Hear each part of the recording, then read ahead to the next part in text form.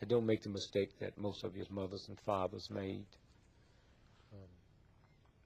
When I wake up in the morning, my prayer is not thank God I woke up. The Ku Klux Klan woke up this morning. The drug pushers woke up this morning. I thank God that I made another 24 hours in the most vicious, nasty, hateful, insane nation that's ever existed with my wits, without hating, without being bitter, and without being mean. And I thank God that I survived 24 hours in that type of atmosphere with the type of amusement and friendliness. And so I would say to young folks, don't be in a state of denial of the racism and sexism, but don't let that block you. Don't teach your children that you have to be twice as good as a white. That's an awful thing to teach a child. Mm-hmm. That's like saying because you're black, white America has a right to change your dollar for 94 cents. But we used to get 50 cents, and before that we used to get nothing. Young folks have to say, we don't want more change for a dollar. Excuse me, we want a full dollar's change for a dollar, or this cash register will never ring again. Yes. I would also like for young blacks to understand that about 83% of all employment happen with small businesses. And excuse me, if you don't have a small business, then you have nobody to work for you. And I would say to young blacks, get into entrepreneurship. We will never catch up with white America till we get into business, because there's a thing called tax write-offs.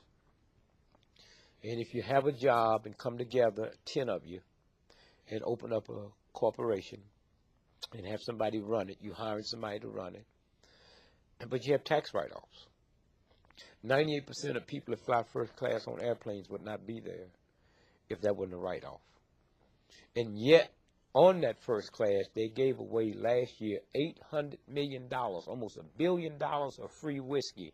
But if a welfare mother asked for some apple juice for the baby, she's laughed at. And so I would say entrepreneurship, and then understand that we will never survive as a group until we get into communities and not neighborhoods. A community is, I control the police, the banks, the schools, the firefighters, and I control the flow of the money. And I have no problem when I go in a Jewish neighborhood and the shop owners are Jewish, and I go into an Italian neighborhood and the shop owners are Italian. I have a problem when I come in a black neighborhood and the shop owners is not me. A Korean has a right to come in and buy my shop for $30 million more than it's worth. That's good business. But if we decide that we're not going to do business with that one, then he'll have to sell it back, or she'll sell it back to a black person for $1 million. Yes.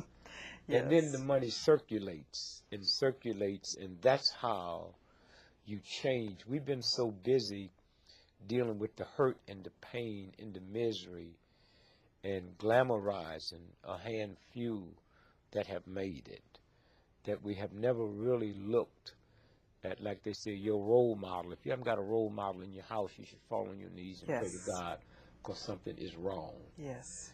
And so I would say to young folks, it's not about alcohol, but it's hard for me to say that to you when a 5-year-old got to reach past mama's beer and papa's wine to get some mayonnaise. I would also say to young folks that the #1 drug that will wipe you out is not cocaine, it's not heroin, it's marijuana. And they deliberately make that a recreation drug, but it stays in the muscles, it stays in the blood, and it will wipe out your memory bank. And also, this is the first time in the history of TB that TB has always been known as poor folks. It's the first time that TB is not running rampant in the ghetto. It's running rampant in middle income white America because it's the marijuana that they spray, and that's no accident. And so I would just say to young folks, you have to reevaluate everything you've been taught. I would say to the black folks that just because a black person is 90 years old don't mean they have wisdom, and you need to listen to them, because if you was dumb and stupid when you was 9, you dumb and stupid when you 90.